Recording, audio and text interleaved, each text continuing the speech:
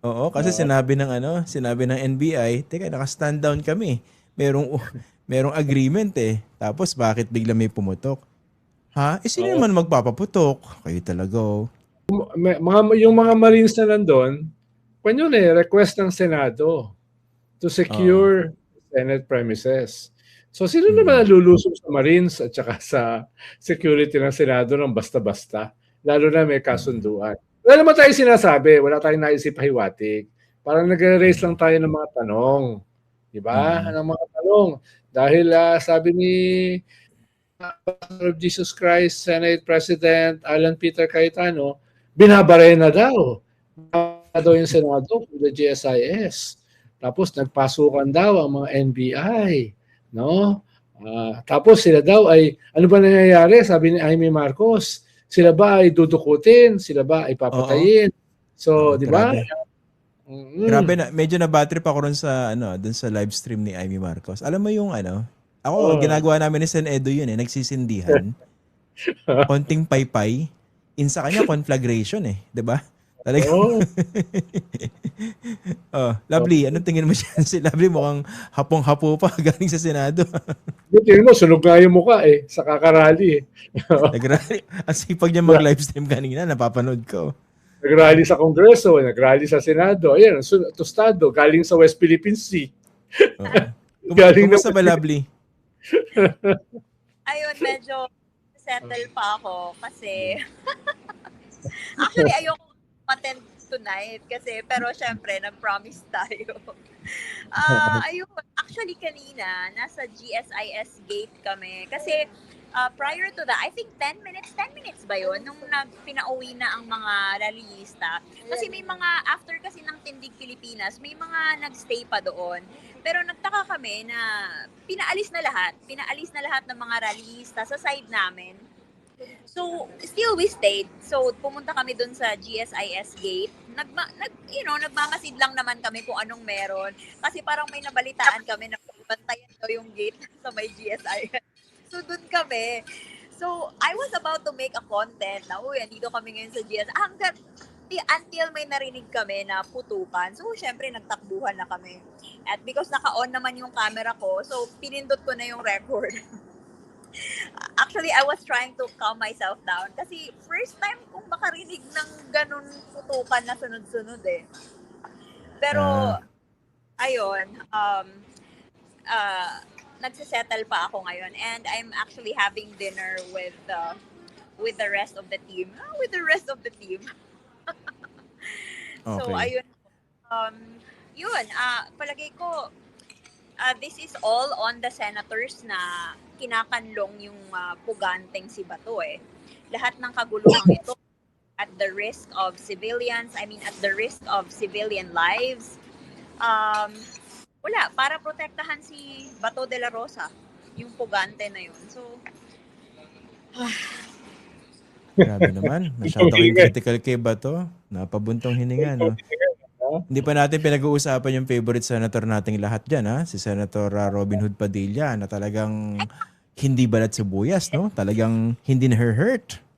I can't believe it. Kasi ngayon, nakikita ko yung live ni, tawag nito, ni Alan Peter Cayetano. Parang sila pa yung biktima na parang, uy, inaatake sila.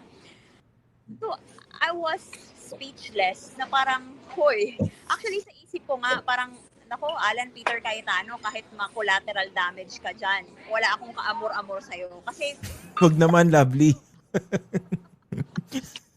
really, yun yung naiisip ko habang, kasi nagdidilim yung paningin ko pag nakikita ko siya na live, tapos kung ano-anong kasinungalingan ang pinagsasabi niya. So, nasa isip ko talaga, nako, kahit ma-collateral damage ka dyan, wala akong kaamor-amor sa'yo. Senedo, anak mo nga to, ah. anak mo nga to, Senedo, ah. Lapit na ako pwede mag-retire. Mm. Yung lahat ng tao sa sa kapahamakan para lang protektahan si Bato de la Rosa. So this is all on him at sa mga senador na pinoprotektahan itong si Bato. Senedo, Itay, what do you think, Well, Itay? hindi pa naman ganun kakompleto yung ating information. No? Nagagather pa tayo ng information. Pero parang yung mga indications, parang you don't have to take at face value yung sinasabi ni Alan Peter at saka ni Amy. Dahil sabi nila ay pinasok sila ng NBI. Sabi nila binabarena ng NBI yung Senado, no? Tapos sabi nila ay pinapaputukan sila. Eh wala namang NBI na nandoon. Well, may nabibili naman kasi sa Quiapo ng mga costume ng NBI, mga t-shirt, no? Tsaka may mga cup din ng NBI, no? Siguro may CCTV sila sa loob ng Senado. At ang may control ng CCTV, yung Senate President. Hindi yan kontrolado ng NBI o ng Philippine National Police o ng DILG. So, hindi ipakita nila yung ipakita nila yung CCTV katulad ng pinakita nila yung habulan sa loob ng Senado, no? Kahit hindi kompleto yung pinakita nila. Ibig sabihin, sila yung may hawak niyan. Ikalawa, sila yung nagsesecure ng Senado Kung magkakaroon ng pilitan, sa entrance pa lang. Kung magkakaroon ng pilitan, doon pa lang sa garahe sa basement. Kung magkaroon ng palitan, doon pa lang ang barilan. Sa entrance na meron silang mga OSAA, yung tawag na security ng Senate, na kontrolado ng Senate President at mga Marines na pinapadagdagan pa nga ni Alan Peter. Gusto niya dagdagan pa yung mga Marines. Marines kasi nagsesecure ng Kongreso, ng Senado, no? Kaya nagugulat yung mga tao, ba't may mga Marines doon? Yung mga Marines doon, yan ay under ng Senado. No? Yung security ng Senado, under yan ng Senate President. Kaya, paano makakapasok yung ayaw nila papasukin? No? Fully armed yung security ng Senado. Tapos, ayun nga, initially, sa isang interview ni Melvin Matibag, ay sinasabi niya, ang nag-request yung GSIS, nag-request ng NBI at saka police sa GSIS dahil may nagpapaputok daw sa kanila galing sa Senado. No, yun yung request. Kaya kinukumpleto pa natin pero parang indicatively parang something is fishy. Parang merong amoy na panis. Parang. Oo. Meron bang gustong tumakas at diversionary lang ito? Meron bang manggulo para ipakita na ito ay trigger for something else? Meron bang board sa loob at nagugulo lang dahil board sila? So, di natin alam. Sen, ba't mo naman inilahad agad yung isang posibilidad na yan? Kasi ang susunod na tanong ko, di ba ito napaka-legit nandun pa kaya sa loob si Bato? Yun ang tanong. Kasi effectively kasi trap siya dyan di ba? Effectively.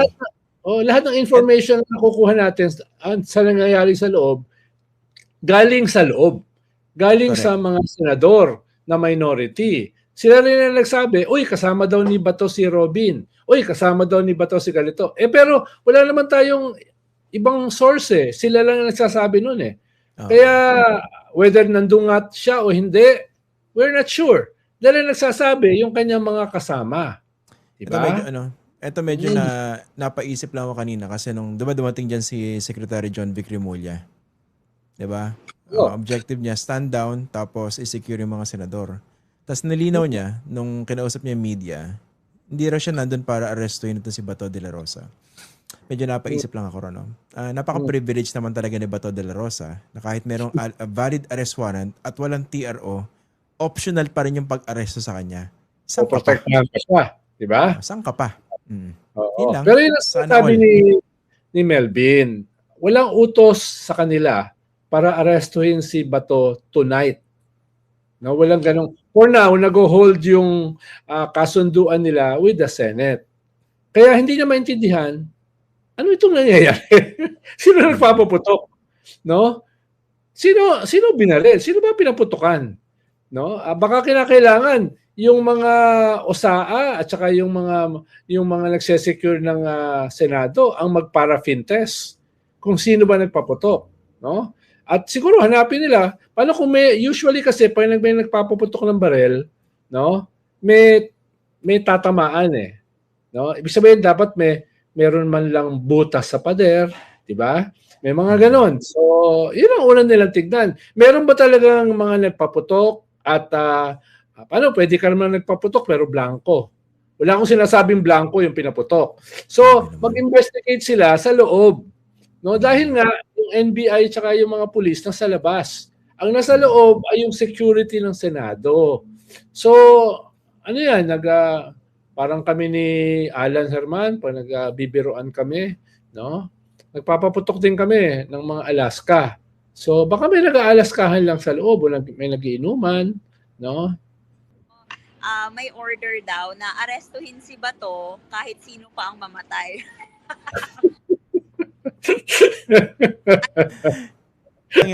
Grabe lang yung pagfa-fan ng Flames nitong mga senador na ito na para bang biktima sila.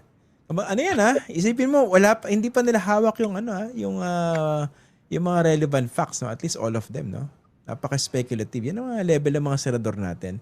Pero parang pag nakita mo meron silang tinutumbok na naratibo, no? Hindi ko sinasabing inimbento nila yan, no? Pero these are valid questions that need to be raised. Yun nga, nabanggit ni Sen Edo yung CCTV Kailangan ilabas yung kompleto na footage dyan, Huwag sasabihin na, ay, teka, patay pala yung isa. Ay, blind spot pala ito. Kasi kung talaga NBN, di ba? At nahagip ng CCTV mukha niyan, mababalidate yan. Ahente nyo ba ito? Tsaka yun nga, yung iniisip ko, paano nakapasok yung ahente ng NBI doon? Ano yun, nagpanggap na clown? O nagsuot ng maskara ni Robin Hood? O ni Bato? Para Mission Impossible? Tapos maya-maya, inassemble yung mga baril tapos nagpaputok. Ganun ba yun? Oo. Hindi ko ma-imagine kasi naka-lockdown Malalaman naman nila kung mga NBI yan. Ibig sabihin, i-check yan sa entrance At yung may hawak ng security sa entrance, mga tao nila. Yung putok, galing daw sa third tsaka second floor. So, paano nakaabot doon? Parang ang nangyayari, at least yung narrative, pinilit ng NBI, backed up ng ating security forces, na hulihin si Bato, pinilit pumasok, at dahil ayaw nilang magpahuli, nakaputukan. Parang ganun yung narrative di ba? Tapos may drilling pa ba? Ang problema, yung objective condition na lumalabas ngayon, parang walang ganun. Kaya nga, yung iba, binabanatan si Secretary John Vic Remulla at saka si Chief PNP Nartaes dahil parang bakit sila masyadong differential naman dito kila Alan Peter? Doon sa parang, naniniwala ba sila kaagad doon sa version nila Ambassador of Jesus Christ, no? Na lahat ito ay nangyari. Baka wag naman masyadong differential sila. Yun yung banat. Hindi ko banat yun Banat yan ng mga nagko-comment na napanood yung yung news at saka interview together with Alan Peter ni John Vic Remulla.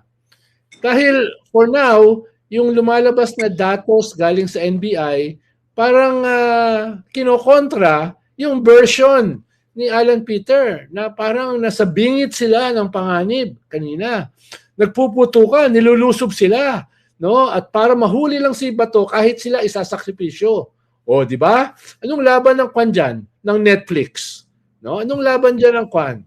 Ng Amazon Prime. Diba? Ito assuming naman, hindi pa naman natin alam kung ano talaga yung totoo dyan, no? Pero assuming na meron talaga nagpapagalaw ng isang naratibo dyan, ng isang kwento, gamit na gamit yung media Kasi isipin mo, pag nagpaputok ka sa loob ng Senado, that's very unusual, di ba? Kaya kanina may nakita ako nag-live. Ilang oh my God yung nabilang ko Oh my God! Oh my God! Talagang nakakaano yan. Oh my gosh. Talagang talagang matatakot ka di ba? Tapos syempre, with all these reporters giving their account of the incident, depending on their perspectives, talagang nandun yung tension Kaya ngayon, di ba? Yung mga nanonood ngayon sa atin, ang tataas ang tension nyo di ba? Yung pakaramdam nyo, ano man nangyari dyan, di ba? Kasama yan sa narrative control Kaya kailangan maging transparent dito ang liderato ng Senado. Pero sabi ko nga kanina sa previous episode, kahit ano man yung case dito, reflective yan sa bagong Senate leadership para magkaroon ng ganyang gulo.